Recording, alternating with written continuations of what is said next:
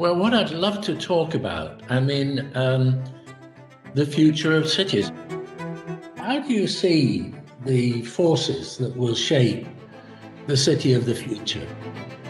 But if architecture is about improving the quality of life, then surely this is right at the heart of architecture. How do we effect that revolution, that transformation? Could I kind of launch straight in? It was nearly 40 years ago that you formed the Society for the Promotion of Area Resource Centres. And more recently, you're a founder of Slum Dwellers International, SDI. Would you like to just briefly explain the aims of those organizations and how that relates to the future? Well, put that very simply, I am a graduate of social work from a university in Mumbai, and I joined this very good community center, which was actually started by a Protestant priest who came from Chicago called Clifford Manshatt.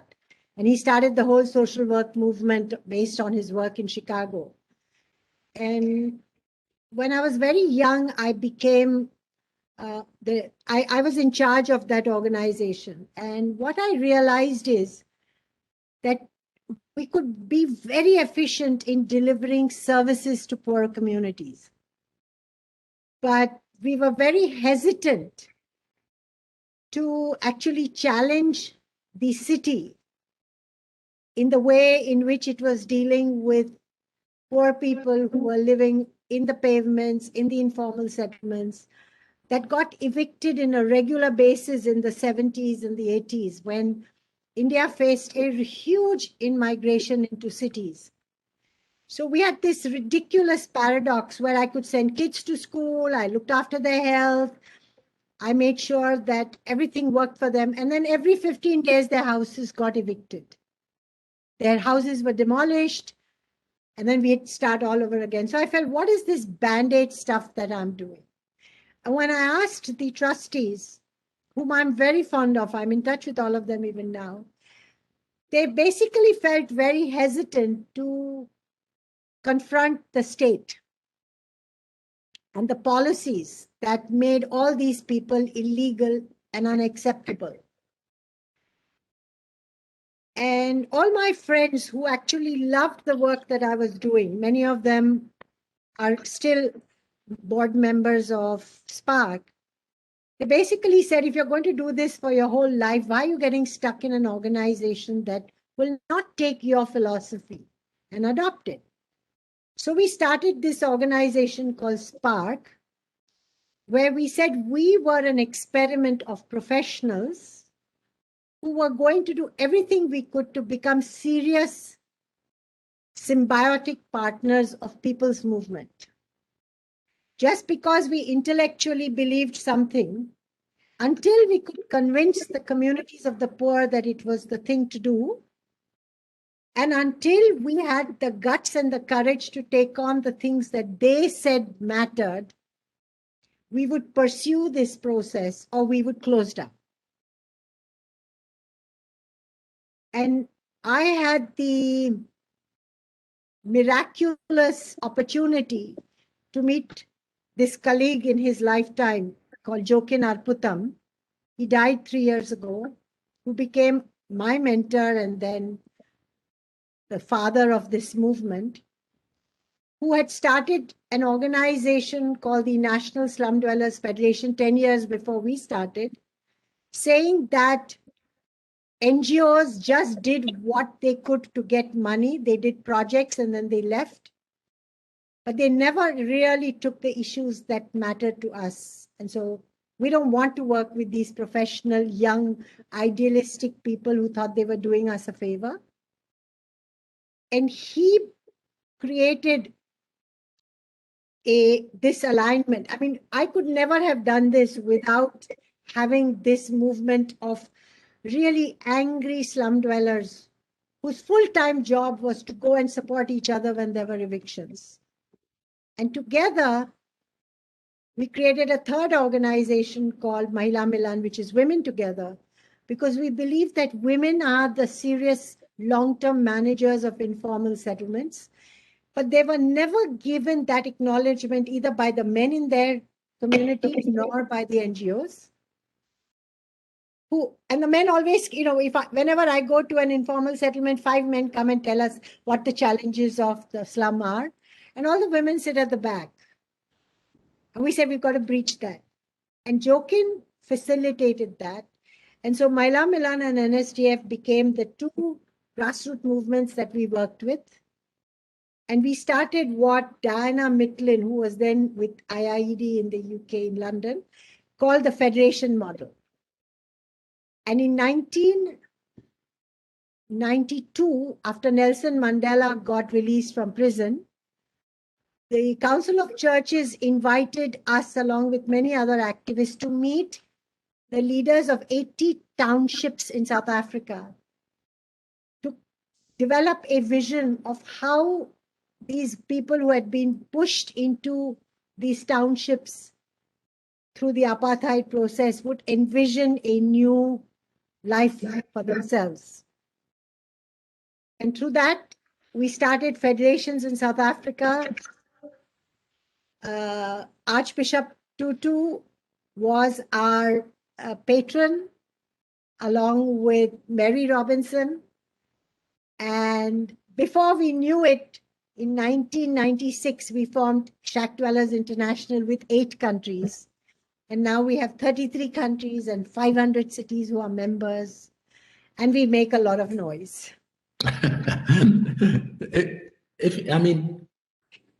You have, in cities, you have the formal city and you have the informal cities.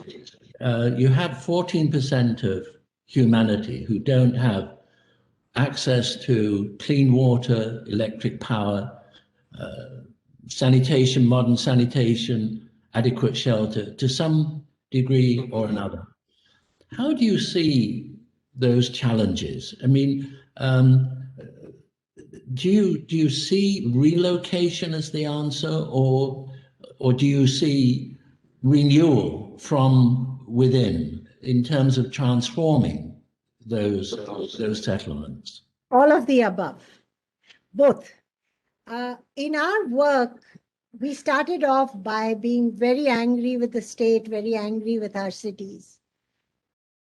And the community women with whom I started this work, who lived in humble pavements of Mumbai, they basically taught me, we were all radical feminists of the 70s and the 80s.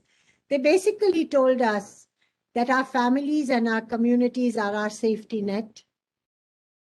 We want to evolve into a leadership where we get respect from our communities. And so you don't make us fight on the basis of your radicalism with our families and the men in our households. And one woman said something to me, which I always quote. She says, I can cope with my husband beating me, but I cannot cope with my city breaking my home. And she said, you have to help with both. And so what we did was we sat with women and we said, what is the future that we envisage? And they said these 3 things, which are our guiding principles. The first thing is that in the global south, our cities have been created and model themselves on their colonial past. So we have inherited all the British policies that define our city. My city, Mumbai's rule book was Mumbai, and they say even Karachi. We have our rule book from Manchester City. And we still have certain rules that haven't changed, including what to do with the pandemic of the plague. So what we said was that we are trapped in a situation where what we inherited through our colonial past is now convenient for our new elite. So whatever rhetoric they may say internationally, there is no serious commitment to acknowledge the cities of the present and the cities of the future, which is that India, which is presently, according to the say 2011 census, is only 38% urban. Yet we have been seeing in-migration from rural areas for the last 80 years. And we are not acknowledging that cities are not being designed to anticipate migration. Just like you in the north still pretend that you are not going to get people from the south coming to you to do all the things you guys don't want to do. The same thing's happening in our cities. And those who are very poor, who have no 2 meals a day, who get evicted out of their large families, who are landless, are going to come into the city and take whatever work they want. So how are we going to deal with this huge transition? And we believe that the informal settlements are the arrival cities to this process, not only for internal migration, but also intercountry migrations. If you look at the Middle East, I have friends in the World Bank who tell me that more and more people who are displaced by wars prefer to smuggle into informal settlements in their neighboring countries than to go to refugee camps. And that there are more such people in such places than in refugee camps for all the obvious reasons, which I don't have to tell you. So I think that for a long time to come, there is going to be informality as the training and capacity building for people who are still coming into the city in search of jobs, in search of work. And we have to develop a new way of looking at this transitional process. We have such amazing, demography, and demographers are predicting all kinds of population movements. But politically, we don't want to accept that. We don't want to deal with it. We don't want to acknowledge it. And so we pretend, our cities, our governments, our ministers pretend that it's not happening, that it didn't happen. And then there's this sort of drip irrigation of some toilets, some water, some streets to those communities that have now become political vote banks. So they give it to you in little drips and drabs. And therefore, we are projecting and reproducing intergenerational impoverishment, which is going to take longer and longer to address. So that's the way I look at the present and the future city process. And how do you see changing that? How do you see revolutionizing that? What is the role of, for example, land rights that would avoid all the problems of eviction that you described earlier?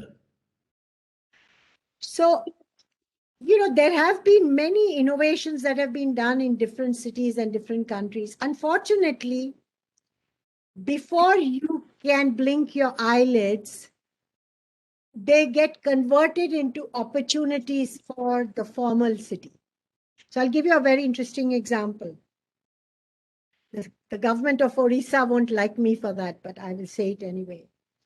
I was one of the people who drafted the Slum Rehabilitation Act in Mumbai, whereby when it was enacted in 1995 and became a law in 1997, everybody who had proof that they were living in Mumbai in 1995 could not be evicted.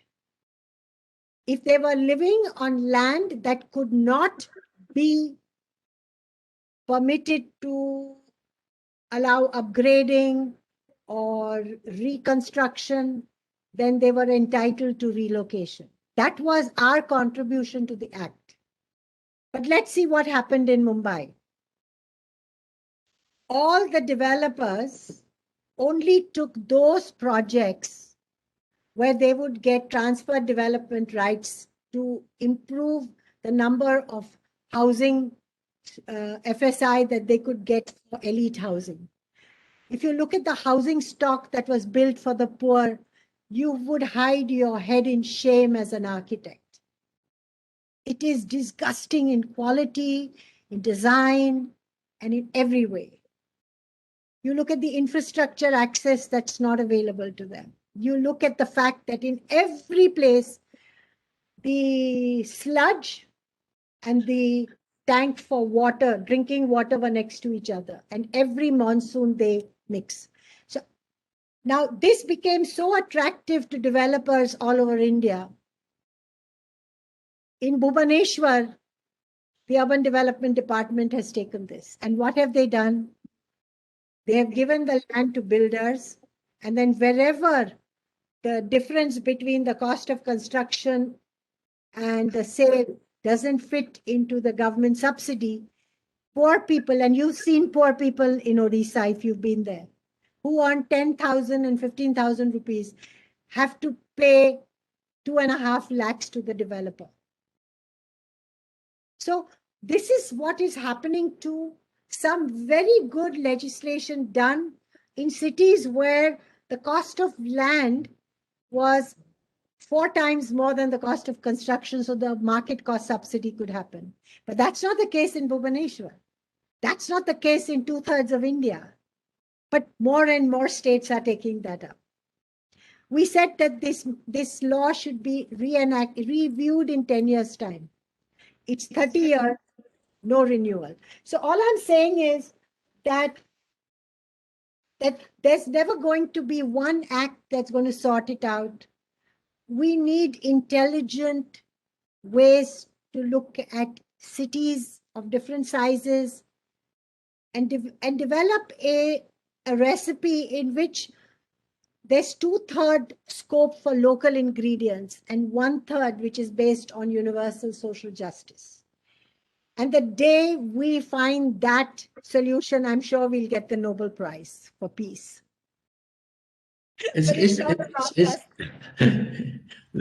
How do you change attitudes in terms of recognizing the importance of these issues? I mean, I read that it's estimated that by 2050, that 1 in 3 citizens will be slum dwellers. I mean, how do you change that? I mean, you've given the example of legislation which was well-intentioned but hasn't been successful, and so surely legislation, political attitudes, professional attitudes. I mean, in schools of architecture, this is not recognized as architecture. But if architecture is about improving the quality of life, then surely this is right at the heart of architecture.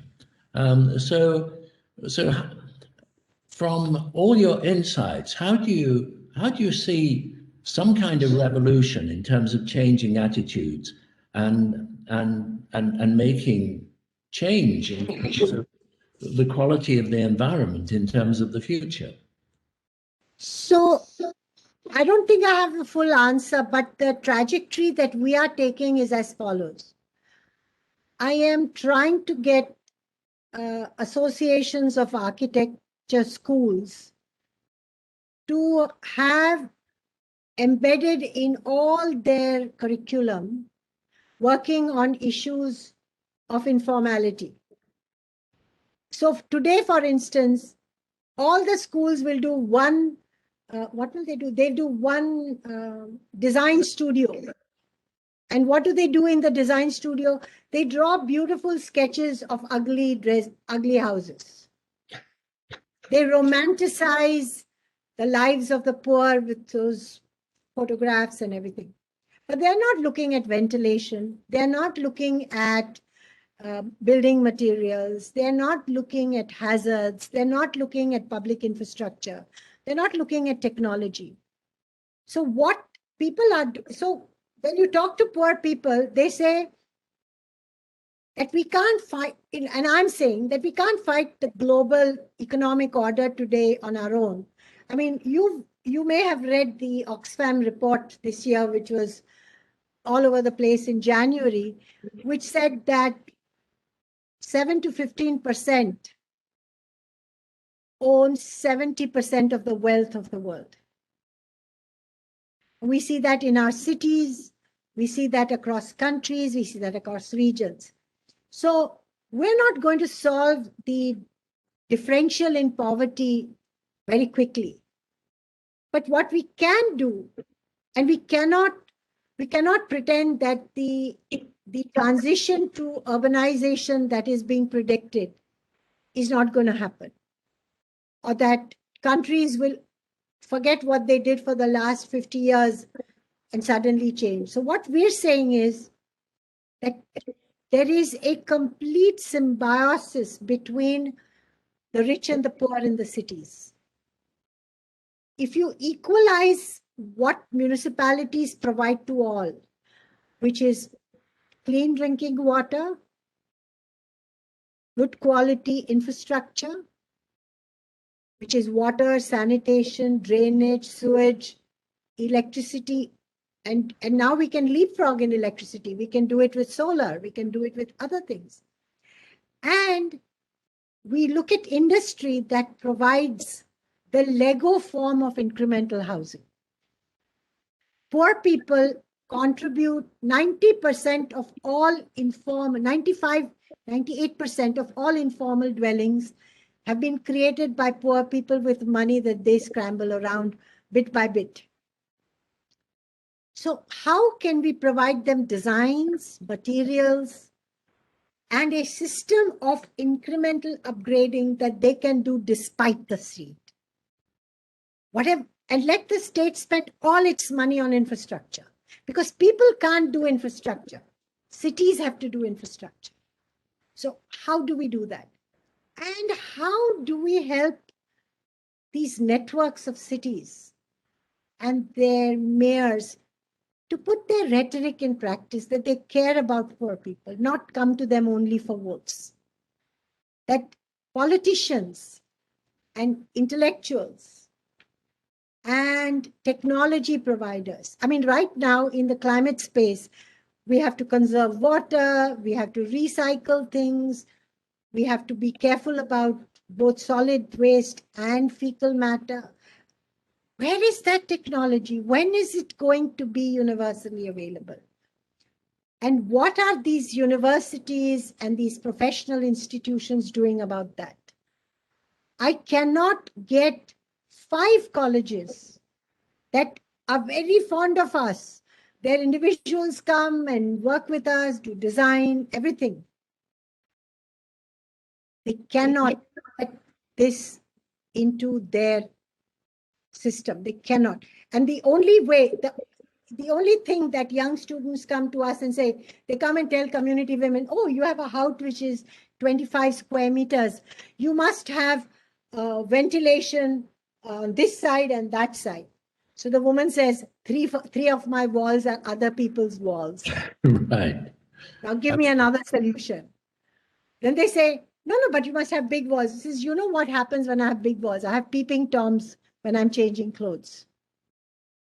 Young children who play outside will break my window. What am I going to do?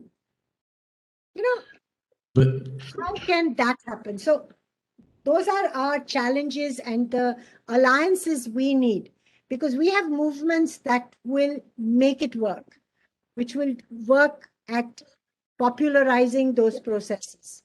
But so we invent this. We talked earlier about the pros and the cons of creating new relocation versus transforming from within.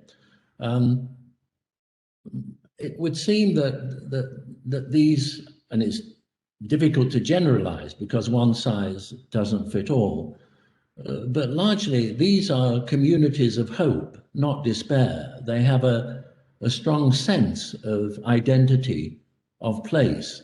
Would you agree that the future is really not relocation, but transforming from within to raise the quality of life within these settlements. Oh, absolutely. But the caveat is that there are many people who truly and genuinely live in difficult and dangerous spaces. You take the people I started working with on the pavements. They have houses, the maximum size of the house is 60 square feet, and the height of the roof is 6.5 feet. And they have to refurbish their homes every monsoon and every summer. They were the ones who told us that if we could find an alternate place to stay, we would move, but we would need these 6, 7 things. So in Mumbai, I think my organization and my alliance has probably designed and moved more people in formal projects than anywhere else. When the government of India and the city of Mumbai needed to upgrade our transport system, which is the railways, we had people who lived 5 feet away from the railway track. And every fourth house had somebody who had had an accident from amputation to death on being on the track. So they said that they want to move. And so we actually changed the procurement rules of the World Bank, which was giving us loans, to allow the communities to do their own surveys, to define where they would stay and how they would move. And we did that 20 years ago, and we are following them because we are looking at all the mistakes that we made when we did that.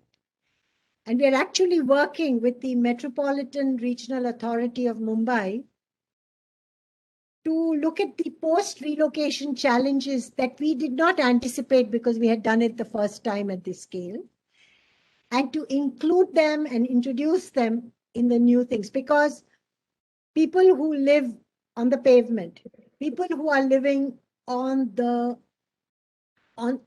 on the seashore, people who are living in very dangerous hillsides have a dangerous situation. But when they feel they are being moved to give this land to somebody else to build there, people lose trust in their city. People lose faith in the city when they are moved to places which are badly designed, badly built. Now, when we moved to buildings that were built by other developers, we didn't understand the infrastructure disasters that we were accepting. But now we know that, and we are working with the Metropolitan Regional Authority to redo that.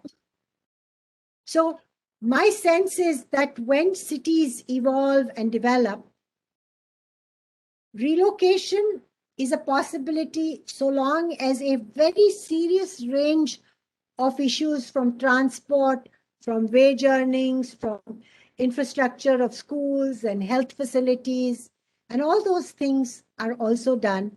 And that it's not a new ghetto that you are providing, but you are expanding the whole city to be polycentric. Right. If you had a platform for change, and you could, at a stroke, through advocacy, what are the messages that you would want to get out about? Because we're talking, if we talk about cities of the present and cities of the future, we're talking here currently 14% of humanity. We're talking Yes. more than 1 billion people. So how do you transform these cities so that you don't have this distinction between the formal and the informal? I think that, I mean, my most powerful insight out of all the work that I have done is that nothing changes quickly. There's no silver bullet. I still remember I was part of the group that was working on the MDGs related to giving, about slum dwellers. And Jeffrey came to us and said, give me a silver bullet. And I said, there's no silver bullet for slums. It's a decadal transformation that we have to look at. And so I think the first most important thing is that changing cities is a multi-decadal process in which poor people and their networks are critical. We've created a development intervention process which is so projectized, as if you're constructing a building. But even you know that when you construct a building, you are actually transforming a neighborhood. And you have to operate at a neighborhood level, and you have to give them voice and agency to understand what they want. And you can't do it just because you have impatient capital. You know the story about Dharavi, sir. Please tell us. Our NSTF has one of its largest membership in Dharavi.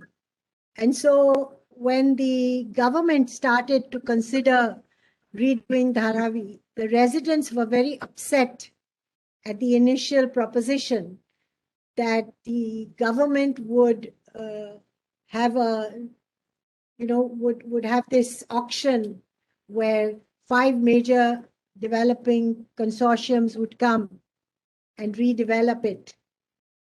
And they said, oh, we'll give all of you a house. And we brought together a group of very respected professionals, past chief secretaries of government, very, very famous people along with us and the Residents Association. And we said that you cannot treat Dharavi as if it was a green field that you could just, play with and put all your things in it. It is a city. It is a town. It's the size of a town. And it has more businesses with more daily turnover than 60% of the special economic zones that government gives special permissions to. It exports more stuff than they do. So we said, you've got to treat it like a town.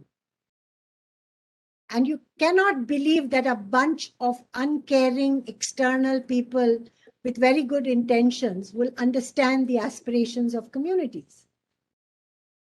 And we actually developed an alternative mechanism to document what Dharavi is today.